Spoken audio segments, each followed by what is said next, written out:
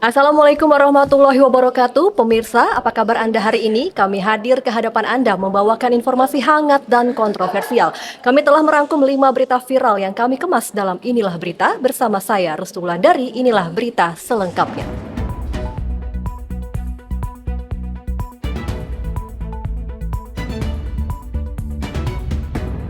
Informasi pertama, kami menyoroti pidato Ketua Umum Partai Gerindra, Prabowo Subianto dalam Rakornas Partai Gerindra yang bocor dan menjadi viral.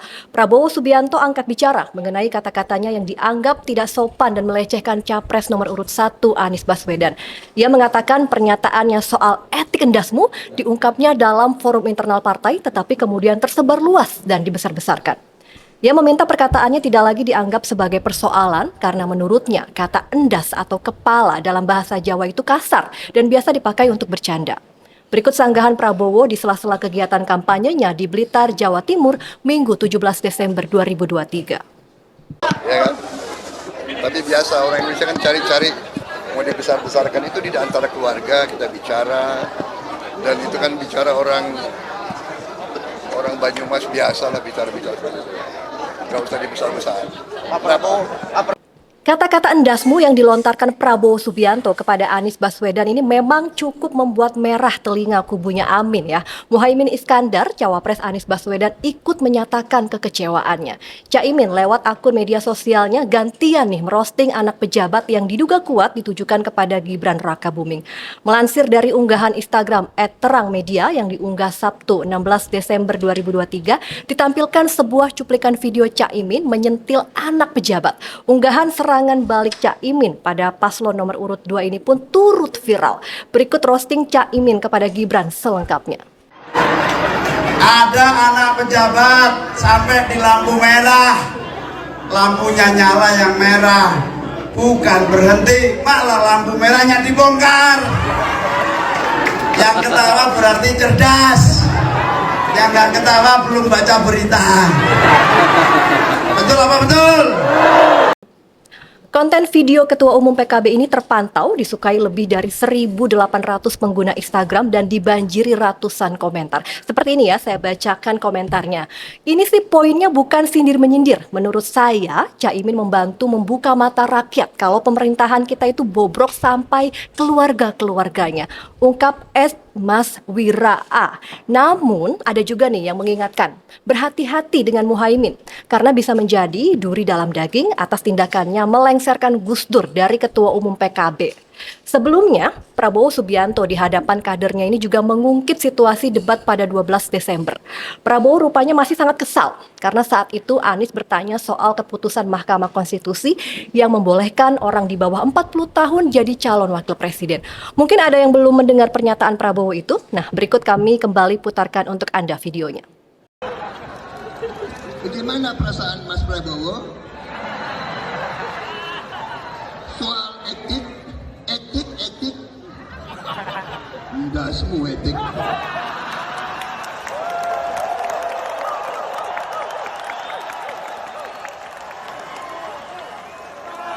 Dan ini dia pernyataan Anies Baswedan ketika debat yang rupanya juga membuat Prabowo cukup jengkel. Sesudah Bapak mendengar bahwa ternyata pencalonan persyaratannya bermasalah secara etika, pertanyaan saya, apa perasaan Bapak ketika mendengar bahwa ada pelanggaran etika di situ? Jadi tim saya, para pakar hukum yang mendampingi saya, menyampaikan bahwa dari segi hukum tidak ada masalah.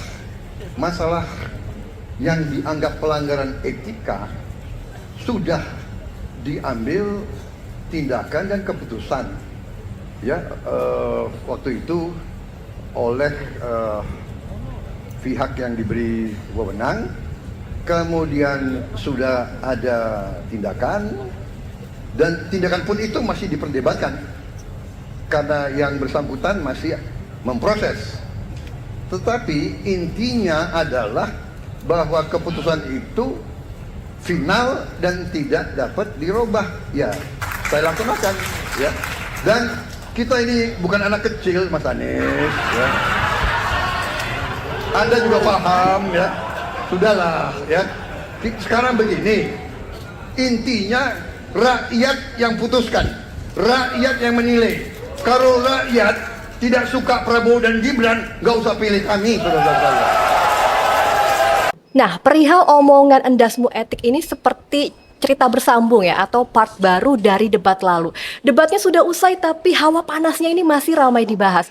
Masing-masing kubu ini saling membantu mengklarifikasi ya. Jadi yang debat ini justru orang-orang di belakangnya juga ikutan debat nih. Seperti Sekjen PDIP Hasto Kristianto misalnya yang menyatakan bahwa ucapan Prabowo soal endasmu etik ini sebenarnya melukai rakyat dan menyatakan bahwa pernyataan etik endasmu ini adalah cermin dari kekuasaan. Nah, sementara Sekretaris Tim Kampanye Nasional Prabowo Gibran, Nusron Wahid, menyindir Capres nomor urut 1 Anies Baswedan.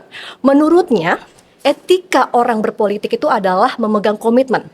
Ini terkait Anies yang katanya nih ya, dulu tuh lompat-lompat begitu ya. Dulunya dari ikut konvensi Partai Demokrat, kemudian mendukung Joko Widodo, lompat lagi jadi pendukung Prabowo, hingga menjadi Gubernur DKI Jakarta, lalu sekarang di Nasdem. Kemudian Nusron ini juga menyindir ada cawapres yang sudah salaman, tiba-tiba lompat lagi juga. Nah, bisa tebak nggak kawan siapa orangnya? Nah, jadi intinya seru sekali ya politik ini. Perkara etika saja bisa melebar kemana-mana. Jadi sebenarnya siapa sih di sini yang tidak punya etika? Mungkin kawan bisa bantu jawab di kolom komentar. Oke, baik, kita lanjut ke berita kedua. Ini masih membahas Prabowo Subianto. Badan Pengawas Pemilihan Umum Bawaslu sedang mendalami dugaan politik uang yang dilakukan Prabowo Subianto karena memberikan modal kepada sebuah koperasi di Purwakarta, Jawa Barat. Komisioner Bawaslu Loli Suhenti mengatakan saat ini pihaknya sedang mengumpulkan data dengan meminta laporan dari Bawaslu daerah. Sementara saat ditanya apakah boleh seorang peserta pemilu memberi uang dengan nominal besar, Loli mengatakan Bawaslu tetap akan melakukan kajian terlebih dahulu. Sumbangan kepada koperasi di Purwakarta diberikan Prabowo setelah diangkat menjadi Ketua Dewan Kehormatan Koperasi Mekar Digital Sejahtera atau MDS-KOP Jumat pekan lalu. Nah, usai dikukuhkan, Prabowo ini langsung memberikan modal sebesar 15 miliar rupiah. Wow. Prabowo mengatakan ia tidak ingin menganggap kehormatan besar yang diberikan kepadanya ini sebagai jabatan semata. Prabowo sambil menitikkan air mata mengaku ia dan keluarganya sangat dekat dengan koperasi dan peduli dengan kemajuannya. Berikut pidato Prabowo saat menanggapi pengangkatan dirinya sebagai Ketua Dewan Kehormatan Koperasi Mekar Digital Sejahtera. Terima kasih saya diangkat menjadi warga saudara-saudara sekalian. Dan untuk itu saya tadi minta izin, saya tidak mau jadi ketua Dewan Kehormatan hanya untuk punya jabatan saja. Saya ingin ikut serta. Jadi saya putuskan saya akan ikut sertakan modal 15 miliar rupiah.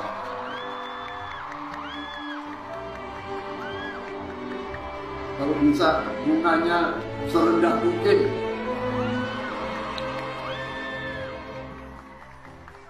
Karena saya sangat senang melihat kalian semua senyum. Itu kan.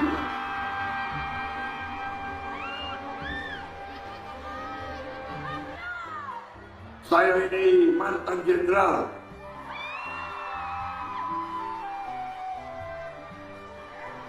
Tapi saya sulit menahan air mata saya.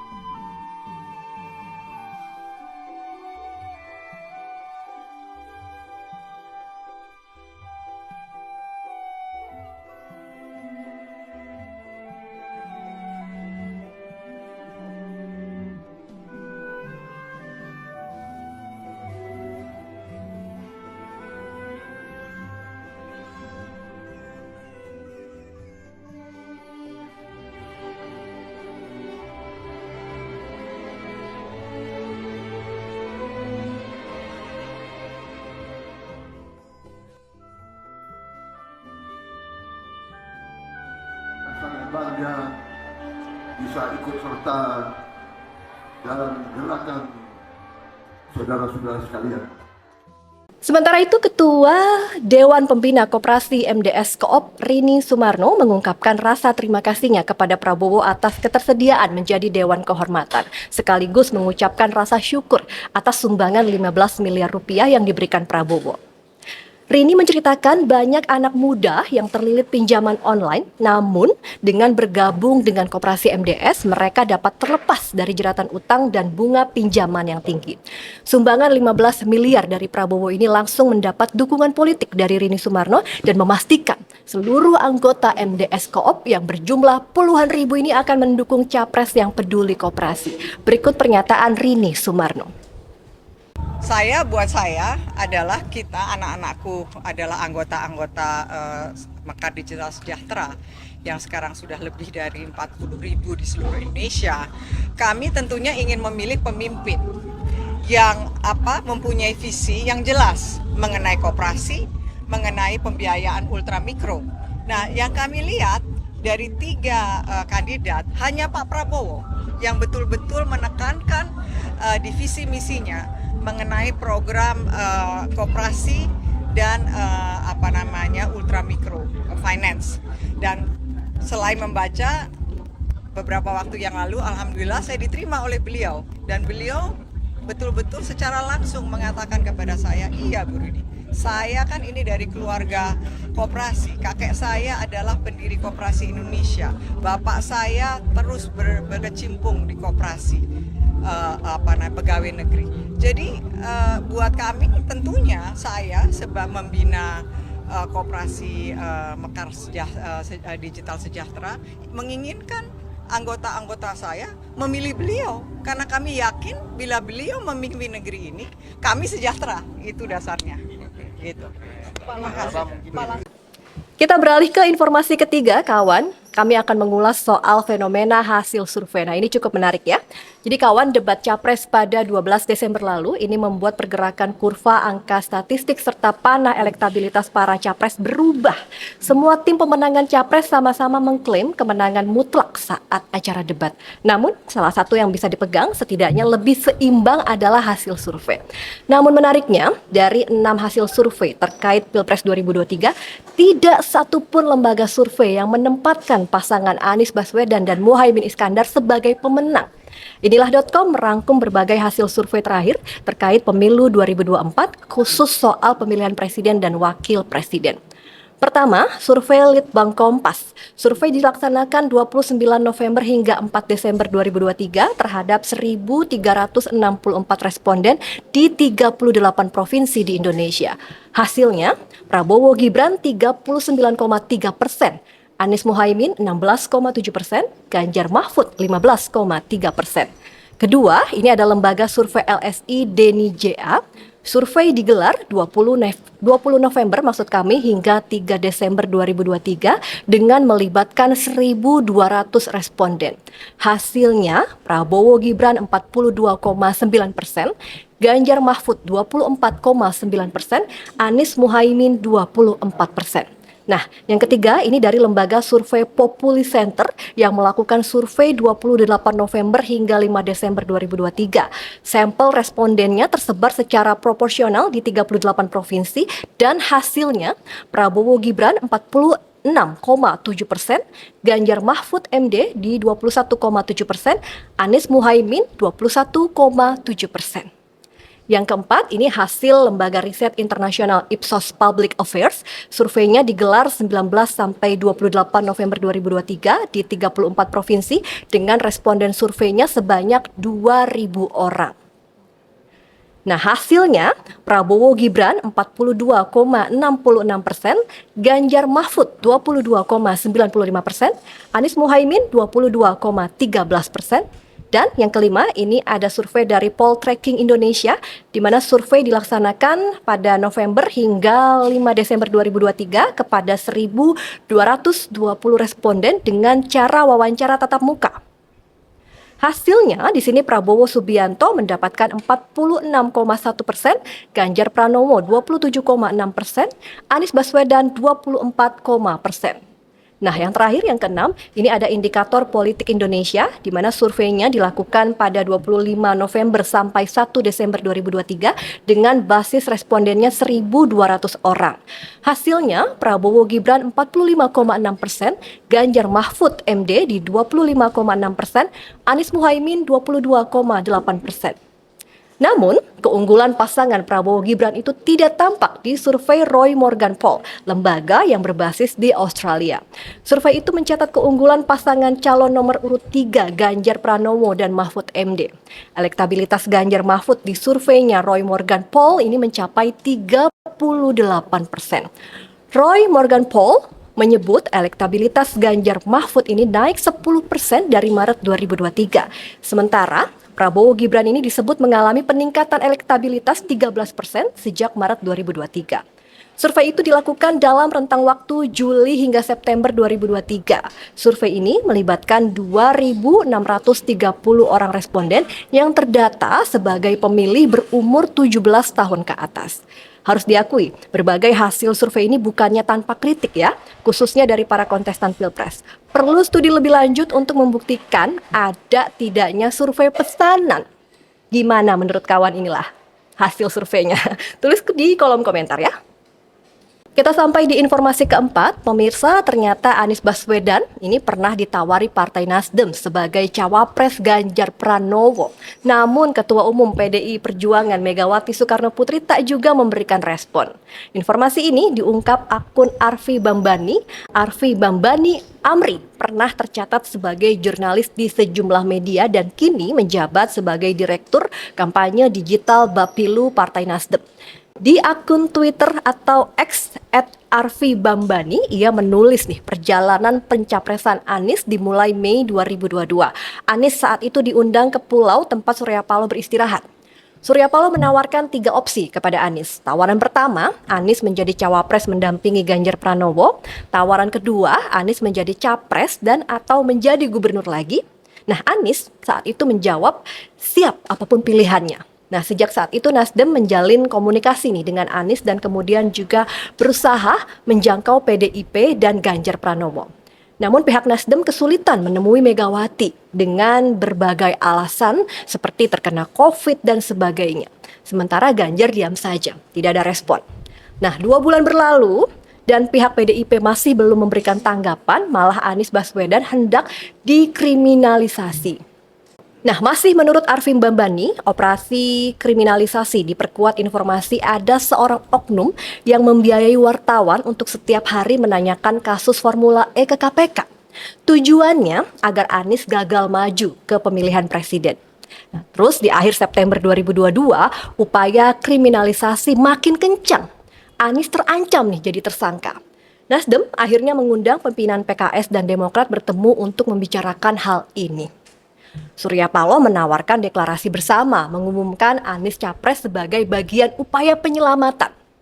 Prinsipnya kira-kira begini, lebih baik digebuki di tempat yang terang daripada di tempat yang gelap, namun PKS dan Demokrat tak berani saat itu.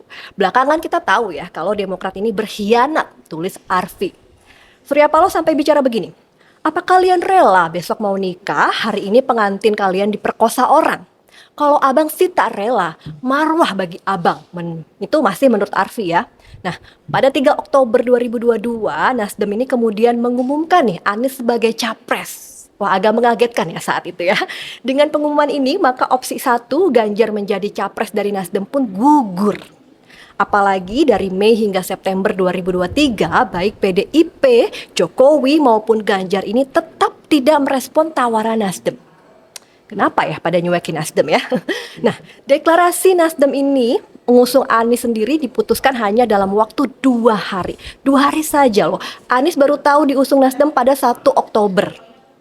Unggahan Arfi Bambani ini mendapat banyak komentar. Di antaranya dari Rari Aku Sidi Muhammad yang menulis, percobaan kriminalisasinya nggak cuman ke Anies, Nasdem juga kena. KPK kan sekarang alat Jokowi dan PDIP, makanya semua menteri Nasdem kena semua, tinggal berapa? Padahal kalau KPK ini netral, saya yakin semua menteri PDIP bakal kena. Harga yang harus dibayar buat naikin Anies. Wah, ini. Sementara akun Om Ulum mengungkapkan, saya paling alergi nih dengan kata rekonsiliasi. Seolah ada kesan di masyarakat ada perpecahan yang serius. Padahal kita yang di bawah sama sekali tidak merasakan itu. Kita justru asik nih, tiap 5 tahun berdebat capres. Setelah itu ya bareng cari makan. Elit lah yang selalu merasa pecah. Kita lanjut ke informasi kelima yang terakhir ya kawan, debat calon presiden yang diadakan Komisi Pemilihan Umum Selasa 12 Desember 2023 menjadi sorotan bukan hanya karena konten debatnya, tetapi juga lantaran perubahan signifikan dalam tradisi pembukaannya. Pembacaan doa nih yang biasanya dilakukan tokoh agama dan selama ini menjadi norma dalam acara kenegaraan digantikan dengan sesi mengheningkan cipta. Ketua Majelis Ulama Indonesia MUI bidang dakwah dan ukhuwah Muhammad Khalil Nafis menyatakan kekhawatirannya terhadap perubahan ini. Di akun media sosialnya, Khalil Nafis menulis, sebaiknya hajatan nasional Pilpres ada yang memimpin doa supaya bangsa ini selamat, damai dan dapat memilih pemimpin yang terbaik. Amin, saya setuju itu ya. Imam Besar Islamic Center New York, Samsi Ali juga turut menyuarakan keprihatinannya.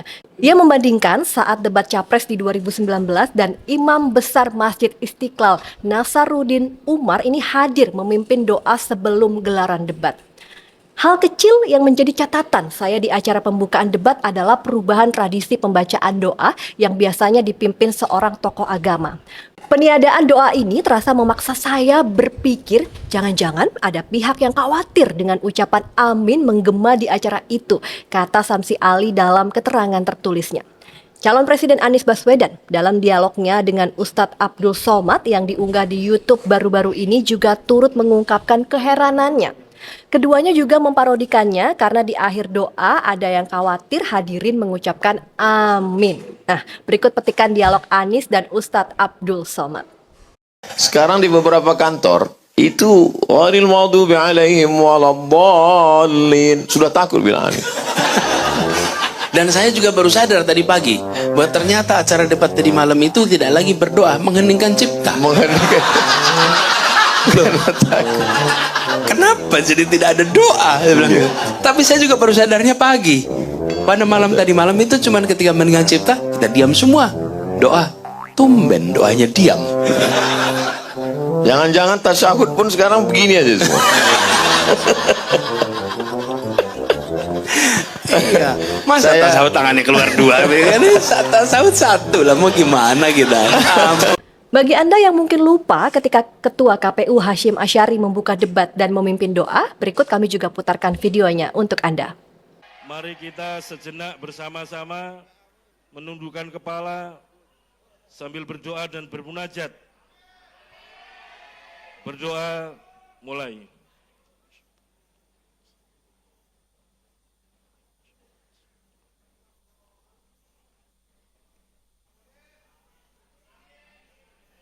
Berdoa selesai. Selamat. Nah, gimana tanggapan kawan inilah? Perlu nggak sih doa sebelum acara debat atau cukup mengheningkan cipta saja? Boleh ya, tulis di kolom komentar.